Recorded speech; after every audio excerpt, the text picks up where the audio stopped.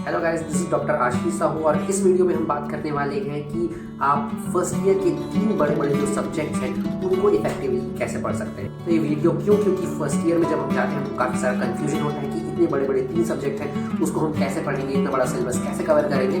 तो ये वीडियो हो सकता है आपकी थोड़ी सी हेल्प कर दे। चलिए शुरू करते हैं।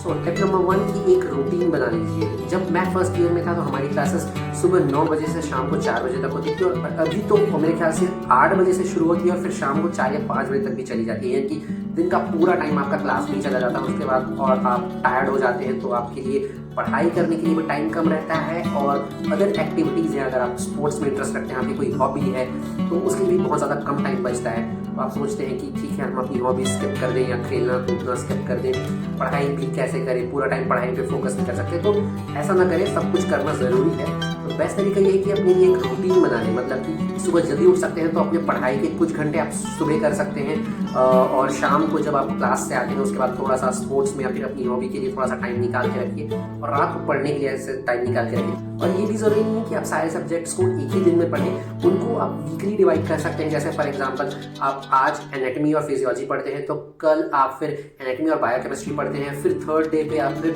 फिजियोलॉजी और बायोकेमिस्ट्री पढ़ते हैं। इस तरह से आप अल्टरनेट कर सकते हैं और साथ साथ अपनी जो अदर एक्टिविटीज़ हैं, स्पोर्ट्स है या फिर कोई हॉबी आप फॉलो करते हैं, सिंगिंग, डांसिंग, पेंटिंग वगैरह, उसको भी आप वीकली डिवाइड कर सकते हैं कि हफ्ते में मैं 2 दिन ये करूँगा और बाकी दिन मैं घूमने के लिए अपना टाइम निकालूंगा। तो इस तरह से एक रूटीन बना लीजिए। अपना रूटीन फ्लेक्सिबल रखिए, एकदम स्ट्रिक्ट मत रखिए और ऐसा रूटीन मत बताना जो आप नीट के टाइम पे बना लेते थे कि मैं एक दिन में 10 घंटे पढ़ाई करूँगा, 20 घंटे पढ़ाई करूँगा। और मैं क्या बात कर रहा हूँ, अगर और जानना है तो आपको आई बटन पे उसका एक फनी वीडियो का लिंक मिल जाएगा। और एक प्रॉपर रूटीन कैसे बनाएं अपने हेल्थ को ध्यान में रखते हुए, ये वीडियो भी हम एक सेपरेट वीडियो बाद में बना देंगे। फिर टिप नंबर 2 की पढ़ाई कैसे करें। अब रूटीन तो बन गया है लेकिन पढ़ाई कैसे करें, क्योंकि सिलेबस बहुत बड़ा होता है तीनों सब्जेक्ट का। तो इसके लिए मैं आपको बहुत ही सिंपल मेथड बताता हूँ। जैसे कि फॉर एग्जांपल आज आप क्लास से आते हैं तो शाम को जब भी आप पढ़ने बैठें तो आज जो क्लास में हुआ है उसको फिर एक रीडिंग करें। जो डायग्राम्स उन्होंने बताए हैं उसको डायग्राम को एक बार प्रैक्टिस कर लें, बुक से रीडिंग करें। इससे क्या होगा कि आपका बहुत सारा कॉन्सेप्ट एक बार में क्लियर हो जाएगा, आपको मैक्सिमम चीज़ें समझ में आ जाएंगी। आपको एकदम ज़्यादा अभी याद करने की ज़रूरत नहीं है, एकदम ज़्यादा प्रेशर डालने की ज़रूरत नहीं है। आपको बस ये करना है कि आपको अपने कॉन्सेप्ट्स इस रीडिंग में क्लियर करने हैं। फिर क्या होगा, इससे आपको पता चल जाएगा कि कौन सी चीज़ें आपको समझ में आ रही हैं और कौन सी चीज़ें आपको समझ में नहीं आ रही हैं। तो इसके बाद फिर क्या कर सकते हैं, अगले दिन जो आपके डाउट होंगे वो कल की क्लास में आप अपने बैचमेट्स के साथ डिस्कस कर सकते हैं और प्रोफेसर्स को भी अप्रोच कर सकते हैं, जो कि थोड़ा सा हेजिटेट करते हैं सब लोग। लेकिन फिर भी अगर नहीं कर रहे हैं तो अपने बैचमेट से हेल्प ले सकते हैं, वो हेल्प ज़रूर करेंगे। ये तो हो गई बात कि जो टॉपिक्स आज पढ़ाए गए। अब क्या करना है, आपको एक और चीज़ करनी है कि कल जो टॉपिक्स पढ़ाए जा सकते हैं उसको भी आपको एक हल्का हल्का ऊपर से रीडिंग ले लेना है। अब यहाँ पर आपको अपने दिमाग पर जोर नहीं डालना है कि ये पॉइंट समझ में नहीं आ रहा है, बस ऊपर से रीड कर लेना है, समझ में आए या ना आए। फिर जब क्लास में वो टॉपिक्स पढ़ाए जाएंगे तो आपको बहुत अच्छे से काफ़ी कुछ क्लियर हो जाएगा कि हाँ अच्छा, बुक में ये बात लिखी हुई थी जो मुझे समझ में नहीं आई थी, सर ये एक्सप्लेन कर रहे हैं तो ये ऐसा है। और उसके बाद सीधी सी बात है, कल क्लास के बाद आप उस टॉपिक को घर जाकर फिर एक बार रीड करेंगे तो वो टॉपिक आपको और अच्छे से क्लियर हो जाएगा। और जो डाउट रहेगा आप फिर से अपने दोस्तों के साथ डिस्कस कर सकते हैं। अब एक इंपॉर्टेंट चीज़ ये है कि क्योंकि इसमें आप साथ साथ चलते रहेंगे कोर्स के साथ, तो आपका मैक्सिमम जो कॉन्सेप्ट रहेगा वो क्लियर हो जाएगा।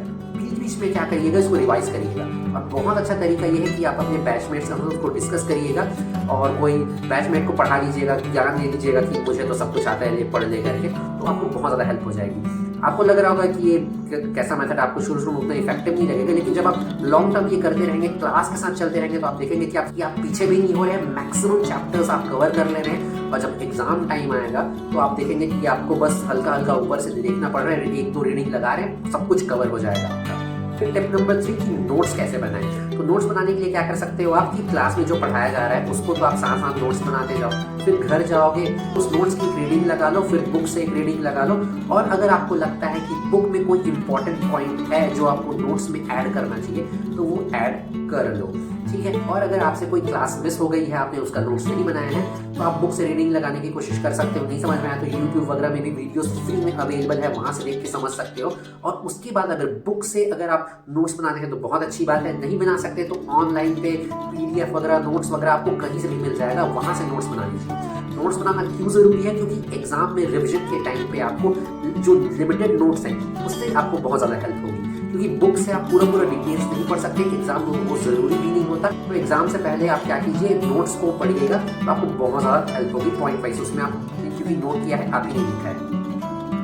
फिर टिप नंबर 4 है कि क्लासेस मिस मत कीजिएगा। जितना ज़्यादा हो सके आपको क्लास जाना है, सिर्फ अटेंडेंस के लिए नहीं। कोशिश कीजिएगा कि प्रोफेसर जो पढ़ा रहे हैं थोड़ा सा पर ध्यान दे दें, क्योंकि जब प्रोफेसर पढ़ाते हैं, क्योंकि वो बोल रहे हैं, हम सुन रहे हैं, वो अगर कुछ डायग्राम बना रहे हैं तो हम देख भी रहे हैं और साथ साथ नोट्स भी बना रहे हैं। तो ये पूरा जब हम एक्टिवली वहाँ पे अटेंटिव रहते हैं और घर जाके हम उसको बस एक रीडिंग लगाते हैं, तो काफ़ी कुछ कॉन्सेप्ट्स हमको वहीं पे क्लियर हो जाते हैं। एक बार थ्योरी क्लासेस मिस हो जाए, लेकिन प्रैक्टिकल क्लासेस तो बिल्कुल कोशिश कीजिएगा कि बिल्कुल मिस ना हो, क्योंकि फिजियोलॉजी बायोकेमिस्ट्री में आपको प्रैक्टिकल करना होता है। तो एग्जाम में जब आपको प्रैक्टिकल करना होगा तो सिर्फ थ्योरी पढ़ के आप नहीं परफॉर्म कर पाएंगे। प्रॉपर जब आपने किया होगा 1-2 बार, तभी आप वहाँ पे परफॉर्म कर पाएंगे। साथ ही साथ इनके प्रैक्टिकल के बहुत सारे टॉपिक थ्योरी से ओवरलैप करते हैं, तो आपको थ्योरी में भी काफ़ी ज़्यादा हेल्प हो जाएगी।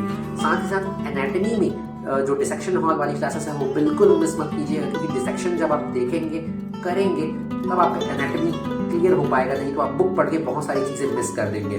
तो मेरा यही एडवाइस रहेगा कि बिल्कुल क्लासेस मिस मत कीजिएगा। आप सिर्फ और सिर्फ थ्योरी समझ के बोन्स हैं, ऑर्गन्स हैं, और जब एग्जाम में बोलेंगे कि ये वाला स्ट्रक्चर, ये वाली नर्व आप बताइए, तो आपको थ्योरी पढ़ के समझ नहीं आएगा, क्योंकि वहाँ पर सब कुछ एक जैसा दिखता है। तो जब आप डिसेक्शन किए रहेंगे तभी आप अच्छे से आंसर कर पाएंगे। अब कुछ सब्जेक्ट वाइज कुछ टिप्स के बारे में बात करते हैं। जैसे पहले आते हैं एनाटॉमी के ऊपर। तो एनाटॉमी में जैसे मैंने अभी बताया कि डीएच में जब आप डिसेक्शन देखेंगे तो आपको बहुत ज़्यादा इजी पड़ेगा। फिर जब आप पढ़ाई कर रहे हैं तो कभी भी सिर्फ और सिर्फ थ्योरी मत पढ़िएगा, हमेशा डायग्राम और थ्योरी एक साथ कंबाइन करके पढ़ें, क्योंकि डायग्राम से ही आप काफ़ी सारी चीज़ें विजुअलाइज करेंगे, जैसे कि किसी मसल का ओरिजिन कहाँ है, इंसर्शन कहाँ है, इसका एक्शन क्या हो सकता है, इसके रिलेशंस क्या है। जो आप डायग्राम देखेंगे तो ऑटोमेटिकली आपको काफ़ी सारी चीज़ समझ में आ जाएगी, आपको थ्योरी को रटने की जरूरत नहीं पड़ेगी। अगर डायग्राम अच्छे से नहीं दिया हुआ है तो मैंने अपनी पहले वाली वीडियो में भी बताया था कि आप एटलस की हेल्प ले सकते हैं। एटलस आपको बहुत ज़्यादा हेल्प करेगा डायग्राम्स के लिए। फिर आते हैं फिजियोलॉजी के ऊपर। तो फिजियोलॉजी की थ्योरी का बहुत सारा पार्ट आपको ऐसा लगेगा कि हमने 11th-12th में पढ़ा हुआ है। जैसे ह्यूमन फिजियोलॉजी वाला मेजर पोर्शन है, सेल्स वाला है, बस ये डिफरेंस रहेगा कि अब आप इसको बहुत ज़्यादा डिटेल में पढ़ेंगे, क्योंकि वहाँ पर बस वो एक यूनिट हुआ करता था, अब ये पूरा एक सब्जेक्ट ही है। तो लेकिन फिर भी आपको काफ़ी ज़्यादा हेल्प मिलेगी जब आप रिलेट करेंगे कि हाँ हमने कुछ इसका पढ़ा हुआ है। तो और फिजियोलॉजी पढ़ते टाइम अगर आप रे डायग्राम्स की हेल्प लेंगे तो आपको काफ़ी ज़्यादा ईजी पड़ेगा, क्योंकि यूजुअली क्या होगा फिजियोलॉजी में, अगर कोई फंक्शन आप देख रहे हैं तो वो स्टेप बाय स्टेप चलता है कि इस स्टेप के बाद ये हो रहा है, इस स्टेप के बाद ये हो रहा है। तो आप ज़्यादा बेटर होगा कि थ्योरी को आप रे डायग्राम तरीके से नोट्स बनाएंगे तो आपको काफ़ी ज़्यादा हेल्प होगी और आपको ज़्यादा कुछ लिखना भी नहीं पड़ेगा। आपको सब कुछ समझ में आ जाएगा कि हाँ इसके बाद ये हो रहा है, इसके बाद ये स्टेप हो रहा है करके। तो फिजियोलॉजी प्रैक्टिकल में आते हैं तो इसमें एक पार्ट होता है जनरल एग्जामिनेशन का और अलग अलग सिस्टम एग्जामिनेशन का। जैसे सेंट्रल नर्वस सिस्टम एग्जामिनेशन हो गया, रिस्पायरेटरी सिस्टम एग्जामिनेशन हो गया, कार्डियोवास्कुलर सिस्टम एग्जामिनेशन हो गया। तो ये सिर्फ और सिर्फ फिजियोलॉजी तक लिमिटेड नहीं है। यहाँ पर आप सब्जेक्ट के ऊपर एग्जामिनेशन करेंगे, लेकिन जब आप second year, third year, fourth year में जाएंगे, इंटर्नशिप में जाएंगे, तो यही आप एग्जामिनेशन पेशेंट्स के ऊपर करेंगे। और साथ ही साथ जब आप अपनी क्लिनिक में रहेंगे, एमबीबीएस में या फिर कभी भी पोस्ट ग्रेजुएशन में, तो यही जो क्लिनिकल आपका एग्जामिनेशन है वो सबसे ज़्यादा हेल्पफुल होगा। तो ये क्लासेस बिल्कुल मिस मत कीजिएगा, ये ज़रूर अच्छे से एक्टिवली इसमें पार्टिसिपेट कीजिएगा। फिर आते हैं बायोकेमिस्ट्री में। तो बायोकेमिस्ट्री में जो आपने 11th-12th में पढ़ा था बायोमोलिक्यूल्स वाला चैप्टर, वो इसमें आएगा। फिर आपको बहुत सारे साइकिल्स वगैरह जो आपने उसमें पढ़े थे वो भी इसमें आप देखेंगे, और जेनेटिक्स वाला जो आपने चैप्टर पढ़ा था 11th-12th में वो भी इसमें कुछ उसका पार्ट पोर्शन देखेंगे। तो आपको थोड़ा सा लगेगा हाँ आपको थोड़ी सी हेल्प हो जाएगी, लेकिन वही चीज़ है कि आप इसको काफ़ी ज़्यादा डिटेल से पढ़ेंगे। और बायोकेमिस्ट्री में साइकिल्स याद करना थोड़ा डिफिकल्ट होता है, तो आपको वीडियोज़ में यूट्यूब वगैरह में भी, या फिर अगर आप कोई ऑनलाइन कोचिंग वगैरह करते हैं तो मैं तो उतना रिकमेंड नहीं करूँगा फर्स्ट ईयर में, लेकिन आपको अलग अलग ऐप्स में न्यूमोनिक्स वगैरह मिल जाएंगे, जिससे आपको काफ़ी ज़्यादा हेल्प हो जाएगी। और प्रैक्टिकल भी मिस मत कीजिएगा, क्योंकि प्रैक्टिकल थोड़ा सा मुझे जहाँ तक याद है फर्स्ट ईयर में बायोकेमिस्ट्री का प्रैक्टिकल थोड़ा सा डिफिकल्ट होता था, तो वो मिस मत कीजिएगा। तो आज की वीडियो में बस इतना ही। उम्मीद करता हूँ आपको ये वीडियो हेल्पफुल लगी होगी। अगर आपके फ्रेंड में से कोई फर्स्ट ईयर स्टूडेंट है जिसको थोड़ी परेशानी हो सकती है, तो ये वीडियो उसके साथ शेयर कर सकते हैं। और अगर आप फर्स्ट ईयर स्टूडेंट्स हैं, एमबीबीएस स्टूडेंट्स हैं और नीट की प्रिपरेशन कर रहे हैं, और अगर आप और किसी टॉपिक पर वीडियो चाहिए तो आप नीचे कमेंट करके बता सकते हैं। मैं कोशिश करूँगा कि अगली वीडियो इस टॉपिक पर बनाऊँ। मिलते हैं अगली वीडियो में। Bye bye.